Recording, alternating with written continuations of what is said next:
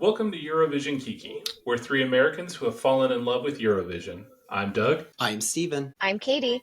And here on Eurovision Kiki, we're bringing you the best information about the Eurovision Song Contest. We'll bring you the music, history, traditions, and all the tea that's currently surrounding the world of Eurovision. And welcome to another episode. Today we are going to talk a little bit about how a song is selected and the national finals for many countries out there. But before we do that, let's do a quick check-in. How's everybody doing? What are you reading out there? What are you seeing in the world of Eurovision? Yay, check-in time. Not a whole lot of Eurovision news going on as of right now. Still the typical social media followings. Lots of Just sightings this week, especially as he's been out and about with a fan favorite, Katja from the Finland in 2023, and still continuous rumblings of his return next year, but now Belgium wanting to poach him and have them represent. Spicy. Mm-hmm. But more than that, as we are currently recording this episode, we are just days away from the launch of our first episode on Spotify and YouTube. And so from my end, spending the last several days really just educating a lot of friends and family and talking about not only Eurovision, but the podcast and the concept to the point of exhaustion. And I'm pretty sure Roger is very much tired about hearing about it. But what's this fangled technology you kids are working on? Yeah, that's basically my update is got together with my husband Casey's family, letting people know what Eurovision is, do kind of our elevator pitch for the show, how they can find us, especially for the ones who aren't on Instagram, which is my social media platform of choice as a hard millennial. So just getting them all up to date and up to speed with what we've been working on here and getting everyone excited for our release. I'm ready. I've been ready for a few days now. Yeah. Even as we had dinner with a very good friend who happens to have the first and last name of me and my husband. He's also our dentist. We just refer to him as Hot Dr. Steven Rogers. So shout out to you, Dr. Steven Rogers. And if anybody in the Denver metro area here in Colorado are in need of a new dentist, he's the guy to go to. Not only is he a great dentist, but he's very pretty to look at. But I digress. That's not sponsored. That's not even sponsored. No, I'm not sponsoring you, Dr. Steven Rogers, but he's a very handsome man. And I was trying to educate him a little bit on Eurovision, finding ourselves eating dinner, and I'm showing him clips of Windows95 Man as Amazing. Well as Cyprus. Of course, Luna, and then Croatia with Baby Lasagna. Those were my go-tos for him. And now he's very intrigued. So when we go into our additional segments of Eurovision Kiki content and start diving into past years of Eurovision, he is ready to sit on my couch and just watch nothing else that I'm aware of, and just watch that. So that's my update. There you have it. So we'll get a special guest star for future episodes. Is that what I'm hearing? I think it's safe to say that, between the three of us, we'll have a handful of special guests that pop in and out, if not during episodes of Eurovision Kiki, definitely when we dive into our series that is tentatively going to be titled the Eurovision Rewind, where we sit down and look at past years of Eurovision and get their perspectives as newbies who have never experienced the Eurovision Song Contest before. Absolutely. There's nothing more satisfying than subjecting someone to Eurovision for the first time. And by subjecting, I mean letting them enjoy it. That's really what I mean. Yeah. Whether or not that's willing or, we're forcing them in the most consensual way possible. Right. And what about you, Doug? What have you been up to? It's been a busy couple of days with family. So like you guys said, talking it up. I've got a nephew who's 11, and so he's going to be visiting me later this summer. And so I'm excited to maybe see what he might feel about Eurovision, and maybe we watch it past Eurovision and kind of just get some thoughts from a Gen Alpha perspective. Yeah. So, Oh, we're already at that Yeah. stage where we're We past are. the Gen Zs. oh yeah, my goodness. we have moved on. Gen We're Z long is old past. news. We're ready for them Gen Alphas, 2010 and beyond. And can you imagine by then, like, what type of songs and musical entries will be entering the world of Eurovision? I don't even know what to expect by then. Things have Yeah, changed so honestly. drastically in the last 20 years. Like, what's going to come in the next 20, right? So, with that said, let's get right into today's episode, which is selecting a song. So, obviously, Eurovision week is fantastic. People love it. We've got the semifinals, we've got the finals, but it doesn't just start there.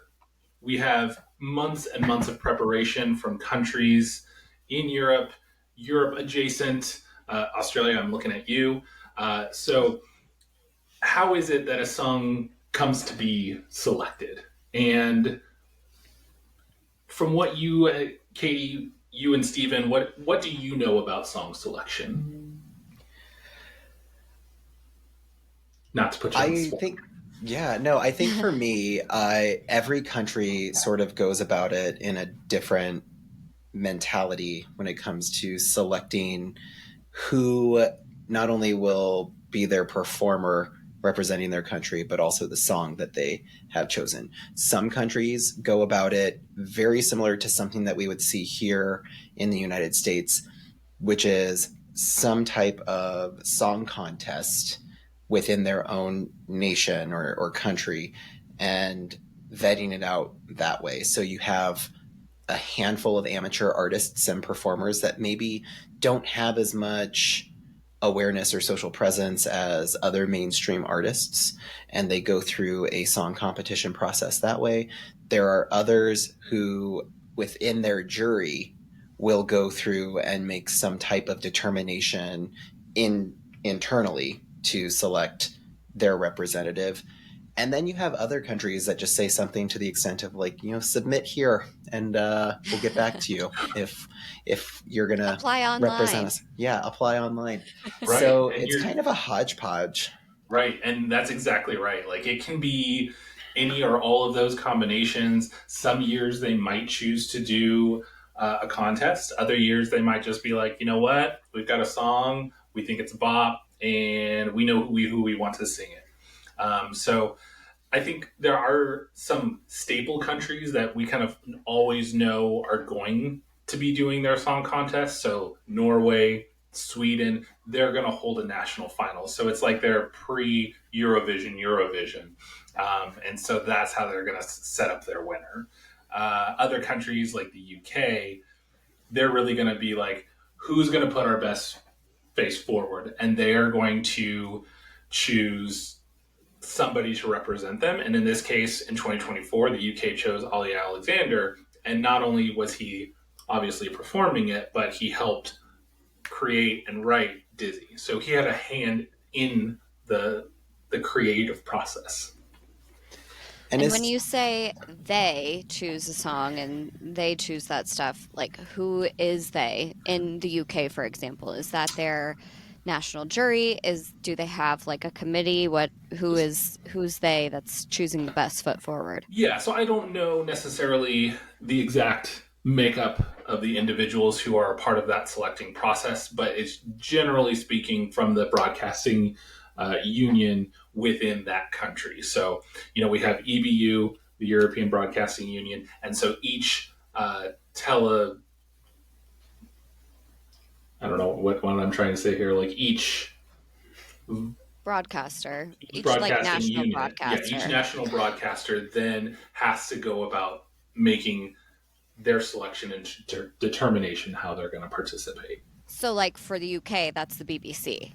They're the ones kind of deciding. I think they're that broadcaster. I believe. presume, but I also don't necessarily want to make any grand statements that people are sliding into the DMs on it. Yeah, it's on BBC One, so it's part of BBC for Eurovision. Perfect. Well, and so here's another, like, this is just my perception based off of the last couple of years that I've been a little bit more attentive, especially when it comes to the UK. Is it just me, or do they tend to go with an artist that folks from the UK are incredibly familiar with as their pick for Eurovision Song Contest, as opposed to other countries that sort of allow a more vetted process?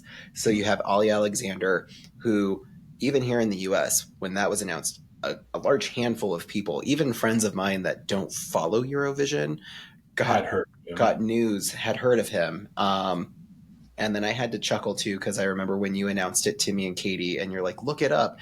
It was a cover of 100% Pure Love. And I'm like, I don't think he's going to sing that song.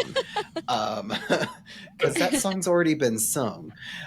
That is not original. That is not original. But those rules, so we went over those. Please go back.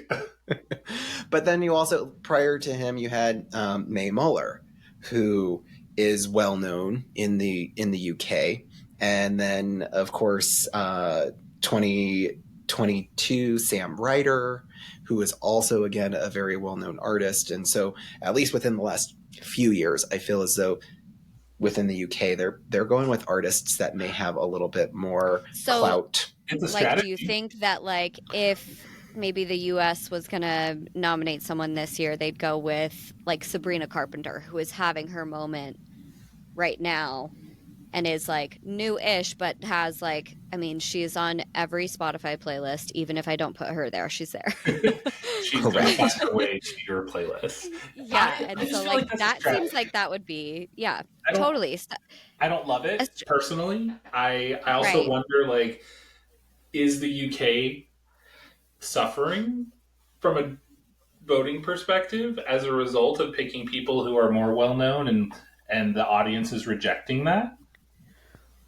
I don't know if we can blame that it's the artist being more well-known. I don't know. I mean, I just think with this year with Olly Alexander and Dizzy, the performance for me was like not all there. Like the vocals of watching the final, he was a little off. I'm not going to lie.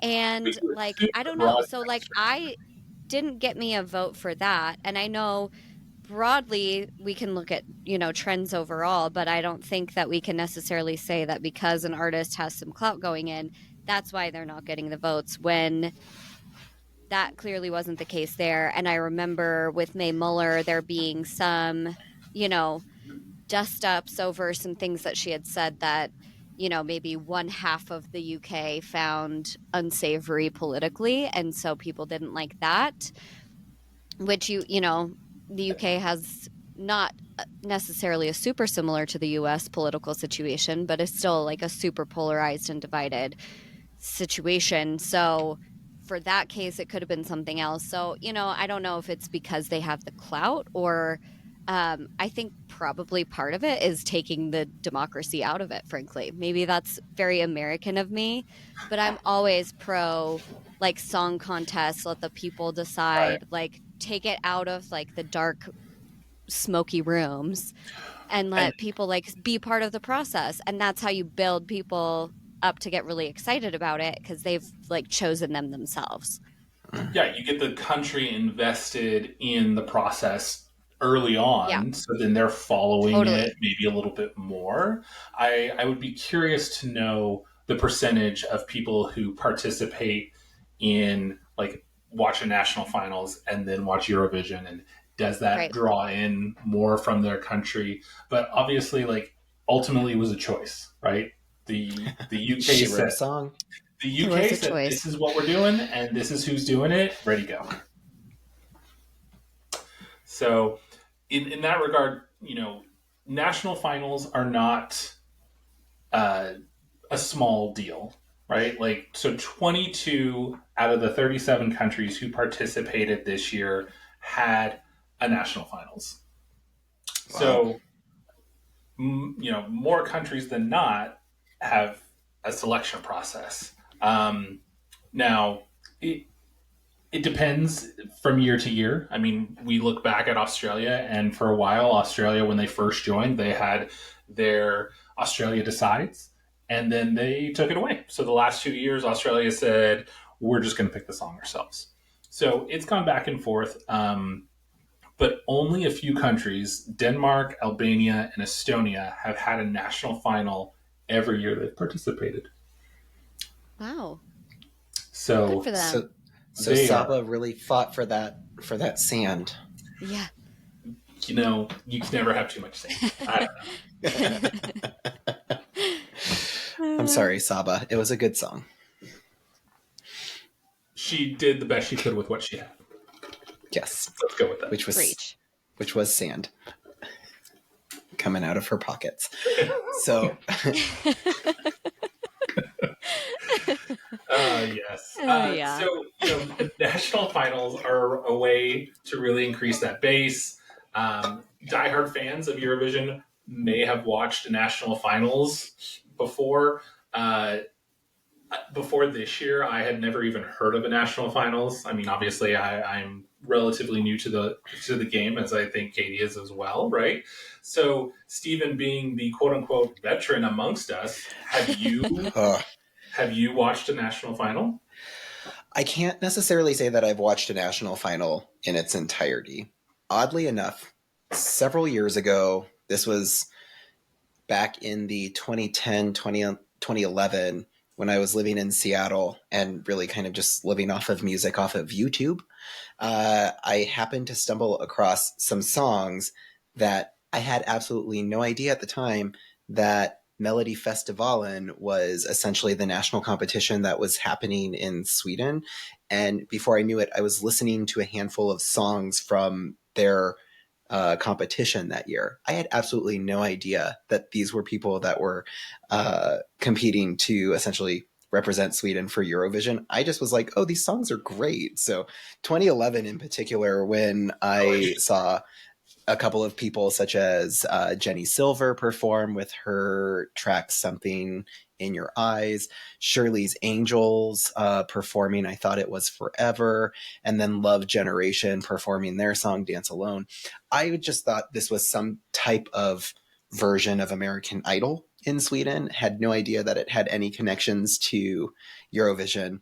Then, fast forward to this year was the first time that I sat down and watched segments of Croatia's national final performance when I was now introduced to Baby Lasagna and basically fell in love with the man while also seeing, I believe it's Let 3 from last year, also competing because they wanted to come back. They put their name in the ring again. They said, let's do this.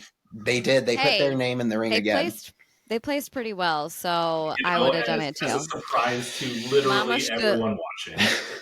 Mamashka, that's a song that's grown on me. Sue me. I kind of love it now. It's fine. Alligator Psychopath and the alphabet in Croatian. I love it. What else do you need? And here's the thing: is like I love kitsch. So Estonia this year. Hi, yeah, okay.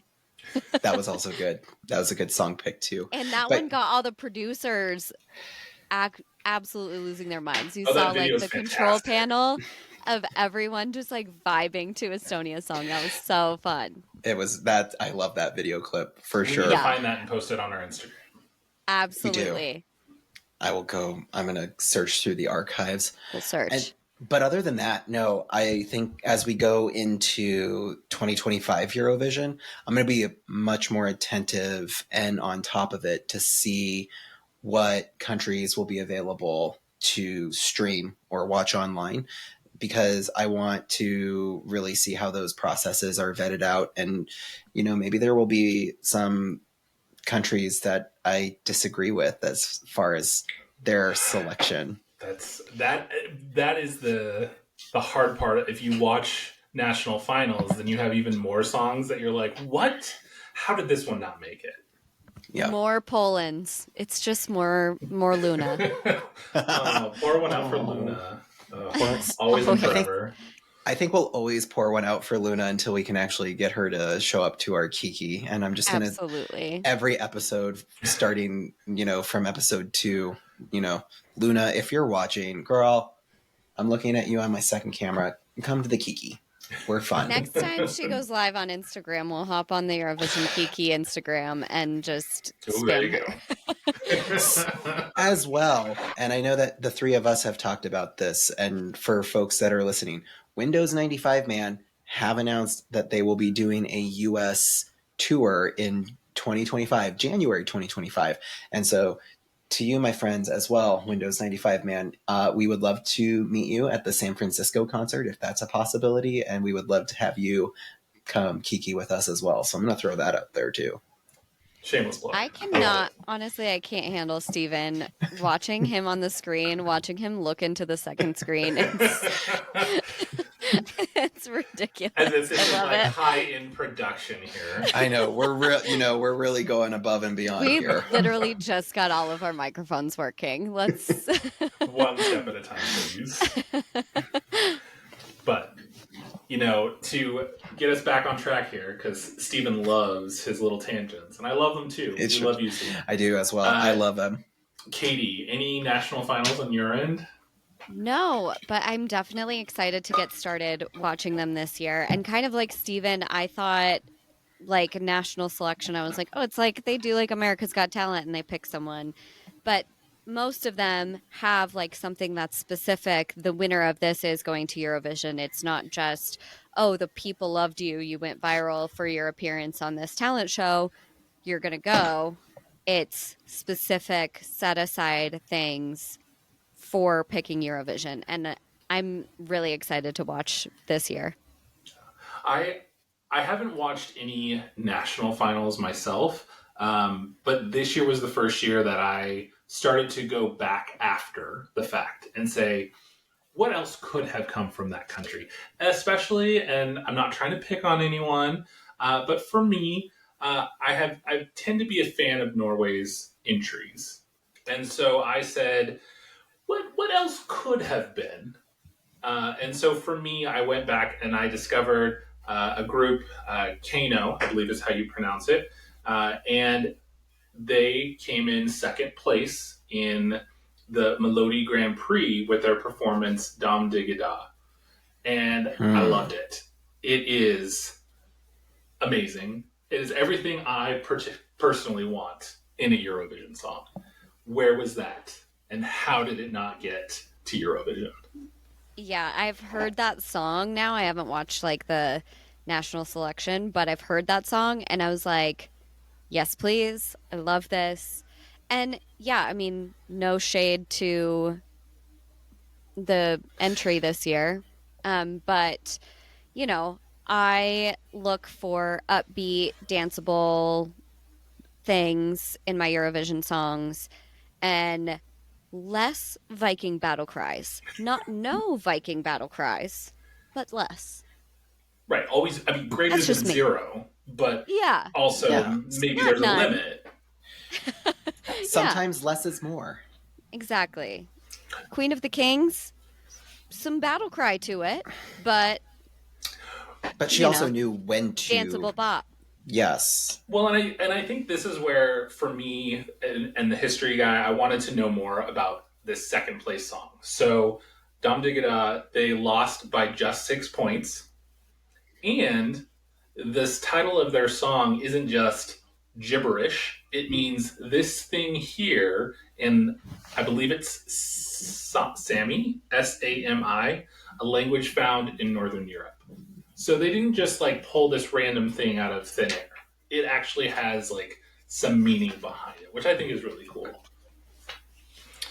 My question is, had Croatia selected Rim Tim Taggy Tim by the time, and they were like, maybe this will be confusing to have two songs with very similar sounding titles? That's possible, because we know that national finals happen, beginning December, I think, is when we got our first one this year. So we know that there's months of selection. So you could be right, maybe. Well, maybe yes, maybe no. And I will throw this out here just because it's fresh for me. In 2021, there were 2 song entries, both titled Amen. Interesting. Mm-hmm. So. Okay.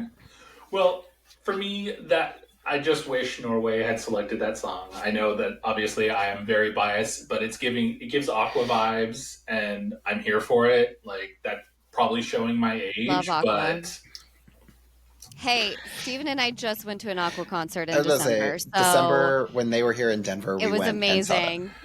We definitely saw them. So you yeah, understand maybe that shows where I'm all our coming age. from, right? Yes. Yes. So that will be my homework. As soon as we are done recording, I have to go and listen to this song now to get on the train with you all. I think just from the little exposure that I've had with Sweden's national performances and national selection process, and again, this dates back to 2011, but just now knowing it now, I can only imagine, with how good of those songs are, how many great songs do not make it. And it's notorious. Sweden's always been notorious too for just having great songwriters, great vocal performers. I can only imagine their Melody Festival being a bloodbath, if you will. It's definitely strong competition, and I think you segue us kind of into the last piece I wanted to make sure we talked about today was writing of songs and where do they come from? Because you don't have, just because you're singing the song doesn't mean that you had any part in creating it. Because to be honest, they have selected a song and said, we want you, Celine Dion, to sing this. I mean, just as an example. So Sweden is probably more notorious. Are either of you familiar with Thomas, I believe it's Gison? He is I'm going to shake my head no. Yeah, I had never heard of this individual until I looked into it more. And he has composed and been a musician writing songs for 117 songs in the national finals for Sweden. Whoa. Wow. They go to him. Crazy. So he's had songs in the finals of 12 different countries, not just Sweden. So, 74 of these songs have been a part of Sweden. He wrote Euphoria, which maybe you've heard of, 2012. And maybe you've also heard of another song that he wrote called Tattoo. I believe an artist known as Loreen might have sung this. So the 2 songs that Loreen has been blessed to not only perform and sing for Eurovision, but also won those 2 Eurovisions. So it turns out he knows how to write songs, and it still has to go through Sweden's national finals. And in 2024, he actually had 5 songs at the Melody Festival for Sweden. So it's not just that he, puts all his eggs in one basket. He's like, no, here's 5 songs. Good luck. Oh my God. I mean, we could go on and on, honestly, about songs because every year you have not only a fresh crop, but you just get such a wide variety of song genres that you can really dive into anything from pop to rock, heavy metal, EDM, raver. The songs that I always say, put you in your feels. Yes, Keiino, we will rave, but also, the traditional songs that come from a more cultural perspective where they really encapsulate a lot of their cultural upbringings and backgrounds, as well as just other songs that are just great ballads that put you in your feels. France this year, that was amazing. And that really puts us at a good spot for next time. In our next episode, we really are going to be diving into the different types of Eurovision songs, categories, genres, and what's that all about. And for those of you who want to go on this journey with us, for those of you at least here in the US, you have access right now to the 2024 Eurovision Song Contest. If you stream Peacock, it is available there. You can also find a handful of sound bites, clips, or full music videos or national performances of these artists on their YouTube channels, or just going to the YouTube Eurovision Song Contest YouTube channel to see some of these. This is some great homework for our listeners to jump into so that they can provide us with some of their thoughts as well for our next episode. You won't regret it. It's fantastic music. Yep. It sucks you in. And there's something for everybody. I think that's what's so amazing about it is, my husband this year, I think I showed him all my favorites, kind of forgetting that we don't always have the exact same music taste, and then showed him some of the other ones, and he was like, yes, Germany, that's my song. Isaak, that's my guy. And that one wasn't really necessarily on my radar right at first. But yeah, so there's something for everybody, and the music really does grow on you, and it becomes part of you. That'll do it for this episode. Thanks for listening. If you would like to support the show, please subscribe and rate us and give us a share. You can also follow us on Instagram and TikTok at Eurovision Kiki, and you can get in touch with us at eurovisionkiki@gmail.com. Thanks again, and we'll see you at the next Kiki.